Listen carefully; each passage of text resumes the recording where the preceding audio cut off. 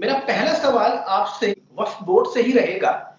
Law तो पास हो गया है, तो अब इस पे आपकी क्या रिएक्शन है? जहां तक विषय वक्फ अमेंडमेंट बिल का और वक्फ बोर्ड का, तो वक्फ बोर्ड के द्वारा पूर्व में किस प्रकार से दावे ठोके गए संपत्तियों पे, वो सबने देखा। अगर वक्फ बोर्ड के लोग वक्फ अमेंडमेंट बिल्स आने से पहले की बात कर रहा हूं, वक्फ बोर्ड के लोग अगर आपके स्टूडियो में या मेरे घर पे या मेरे ऑफिस में आ जाएं, दो लोग वो आकर कह दें कि संपत्ति हमारी संपत्ति है, तो नो अपील, नो दलील, नो वकील, आपको वक्फ ट्रिब्यूनल में जाना होगा। और वो जो दो लोग आपकी जमीन पर कब्जा करने के लिए आपके सामने प्रस्तुत हुए हैं, उन्हीं दो लोगों के सामने जाकर अपील करनी होगी। ये पहले की व्यवस्था थी। और वक्फ की जहां तक बात है, इनकी संपत्तियों की जहां तक बात है, इनके दावों की जहां तक बात है, तो एंटीलिया के ऊपर भी इन्होंने अपना दावा ठोक दिया था।